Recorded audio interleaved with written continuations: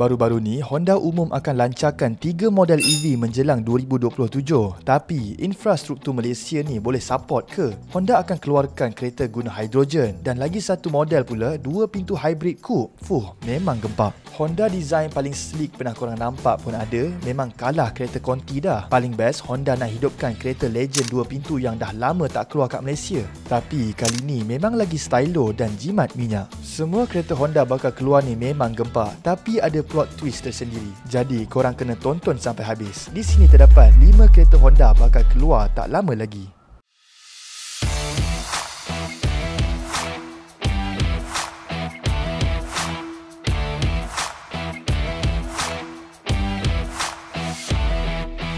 Nombor 5, Honda EN1. Baru je Honda umumkan 3 model EV akan masuk Malaysia menjelang 2027. Tapi yang ni dah sampai dulu. Yang ni bukan hybrid, bukan plug-in juga, tapi full battery electric vehicle, Honda EN1. Tapi RM149,900 tanpa SST exemption. Ni mesti ada benda kita kena tahu dulu sebelum terkejut nak beli. Honda EN1 ni sebenarnya versi elektrik penuh dari HR-V, tapi pakai platform khas EV. Bukan convert macam tu je. Nama pun EN Architecture F. Bunyi pun dah macam blueprint untuk Iron Man. Motor dekat kereta ni memang power. 201 horsepower dan 310 Nm. 0 ke 100 dalam 7.7 saat je. Macam boleh lawan Myvi modified kat lampu isyarat. Tapi jangan excited sangat guys, sebab bateri dia 68.8 kWh je. Tu cuma boleh pergi 412 km. Dan tu kalau drive elok-elok. Kalau korang suka buka aircon 16°C sambil tekan macam bawa Ferrari, memang susah lah nak range jauh. Lagi satu, charging DC dia cuma 78 kW. Kalau nak dibanding dengan BYD Atto 3 yang boleh 88 kW. Nak penuh dari 10 ke 80% dalam 45 minit. Sempat order teh ais, makan chicken chop, tapi kereta tak siap charge lagi. Interior dia pula memang lawa. Skrin tengah portrait 15.1 inci, siap ada Apple CarPlay dan Android Auto, wireless je. Digital meter pun 10.25 inci, memang best. Kalau korang duduk area KL, Penang atau JB, banyak charger, lifestyle urban, lepas tu suka kereta brand yang confirm reliable. Yes, ini mungkin sesuai. Tapi kalau tinggal kampung atau travel jauh tiap minggu, fikir panjang-panjang. Honda ni memang padu, tapi kalau EV kat Malaysia, masih kena fikir betul-betul. Nombor 4, Honda Prelude. Honda nak bawa balik Prelude, tapi kali ni bukan untuk rempit bro. Ini versi hybrid coupe, 2 pintu je. Nampak macam boleh bawa balik awet, tapi realitinya kalau tengok harga pun rasa macam nak balik kampung naik bas je. Yes, betul, Honda Prelude hidup semula. Ditunjuk kat Japan Mobility Show 2023 dan Goodwood 2024, dan katanya nak sampai Malaysia tahun 2026. Tapi sebelum korang teruja nak tempah awal, kita cerita masalah sebenar yang ramai tak tahu pasal kereta ni. First kali, kalau kau bayangkan ini macam GR86 atau kereta drift zaman Fast and Furious, anda salah. Ini front wheel drive. Yes, macam City VTEC tu. Jadi jangan harap nak tail keluar corner simpang 3, sebab dia lebih kepada gaya santai, bukan gaya bawa macam kena kejar polis. Lepas tu, walaupun nampak sporty, enjin dia macam Civic RSE HEV. 2 liter hybrid, agak jimat lah. Tapi dengan harga RM200,000 hingga RM240,000, ramai yang akan kata, alah baik aku beli GR86 terus. At least boleh sideways masuk parking.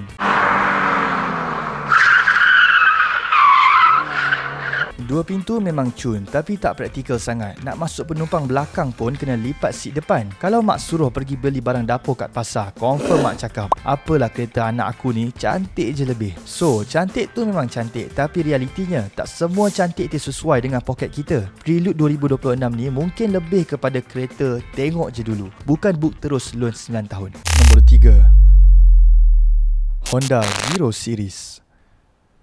Kalau Tesla tu dah rasa macam spaceship, Honda pula nak bawa kereta dari masa depan. Nama dia pun dah pelik, Honda Zero Series. Tapi persoalannya, dengan nama Zero, adakah peluang nak tengok dia dekat Malaysia pun zero? Jom kita kupas. Honda umum Zero Series ni masa CES 2024, 2 model konsep, Zero Saloon macam sedan cyberpunk dan Zero SUV. Kereta ni bukan biasa-biasa. Guna sistem AI Asimo OS, guna 5 skrin, lantai pun rata, dan design dia memang sleek. Macam Iron Man punya kereta kalau dia kerja Grab. Kereta ni siap sokong autonomous level 3, boleh pandu sendiri dalam sesetengah negara. Tapi kat Malaysia, kita nak waste pun kadang signal hilang tengah highway. Belum cerita jalan berlubang, AI pun boleh confuse. Ini jalan ke ini sawah? Nak tahu harga? Anggaran RM250,000 hingga RM350,000. Kalau convert tu boleh beli rumah subsale kat Rawang. Siap renovate dapur. So, unless gaji korang RM10,000 ke atas sebulan, memang kasih angkat lah terus. Honda Malaysia cakap nak masuk 3 EV menjelang 2027. Tapi Zero Series ni kemungkinan masuk lepas 2027. Kalau demand naik lah, itu pun mungkin CBU dari Jepun atau US. Harga confirm naik lagi. Belum cerita cukai dan shipping. Kesimpulannya, Asimo OS tu smart. Boleh kenal tabiat pemandu, suara dan navigation bijak. Tapi letak kat Malaysia, nanti dia dengar slang kita. Weh, pecut sikit. Takut dia terus shutdown. Kereta ni mungkin terlalu advance untuk kita buat masa sekarang. Nombor 2, Honda eNS2 dan eNP2. Baru je beli EV BYD, Honda pula datang. Bukan satu, tapi dua model EV baru, eNS2 dan eNP2. Tapi sebelum korang excited nak trade in Axia untuk jadi abang EV, jom kita tengok kenapa dua model ni mungkin belum sesuai untuk Malaysia sekarang. Honda eNS2 dan eNP2 ni macam kembar tak seiras. Dua-dua SUV EV, tapi satu muka tajam, satu muka smooth.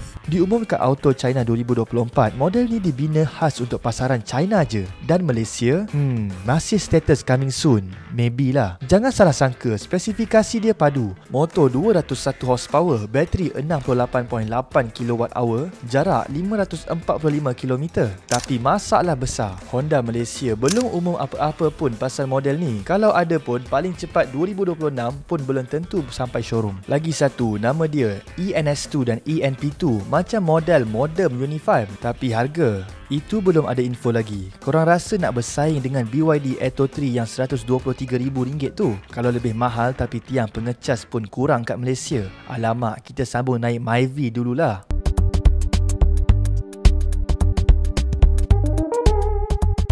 Memang canggih, ada skrin 12.8 inci, Honda Connect 4.0, aroma diffuser lagi. Tapi korang perasan tak? Masuk Malaysia pun belum. Nak cari spare part ke, nak repair semua ni mungkin kena tunggu shipment dari China. Ya, memang sesuai sangat nak lawan Atto 3, Ioniq 5 dan GAC Aeon. Tapi Honda tak announce mana-mana dealer Malaysia akan jual ni. So sekarang ni, dia lebih kepada teaser je lah dulu.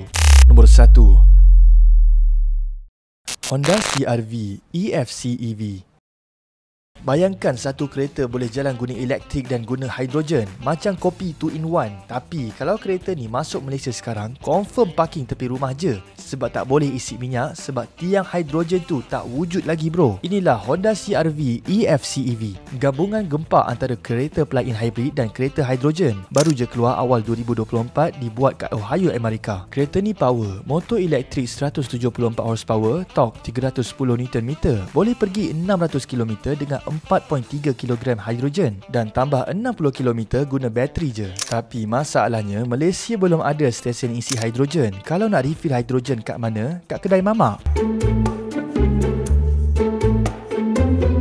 Walaupun boleh charge guna plug-in, bateri dia kecil, 17.7 kWh je. Maksudnya, kalau nak pergi kerja dekat-dekat, okey lah. Tapi nak balik kampung Batu Pahat ke, Gua Musang ke, korang berdoa lah ada stesen hidrogen dekat-dekat sawah padi. Sekarang ni, CR-V kat Malaysia cuma ada versi petrol dan hybrid. Harga RM159,000 hingga RM195,000. Nak bawa masuk versi hidrogen ni, kena tunggu kerajaan kita buat pelan betul-betul pasal teknologi hidrogen. Kalau tak, kereta ni jadi hiasan showroom je lah. Betul, Malaysia nak jadi negara carbon neutral. Tapi pelaburan dan polisi hidrogen kita masih on the way. Jadi, buat masa sekarang, Honda CR-V EFC EV ni lebih sesuai masuk cerita sci-fi Netflix dari masuk Lebuh Raya Plus. Dah tengok semua model tadi, ada yang nampak macam futuristik tapi Malaysia masih stuck dekat charger rosak. Ada yang cun gila tapi harga boleh buat jantung skip satu beat. Honda memang tengah rancak gila, tapi kita kat Malaysia ni kena pandai beza hype dengan reality. Kalau korang suka info padat, ada lawak dan review jujur pasal dunia automotif Malaysia, inilah tempatnya. Kita bukan sekadar review kereta, kita kupas benda yang ramai tak berani sentuh. Stay tune bersama Clarify.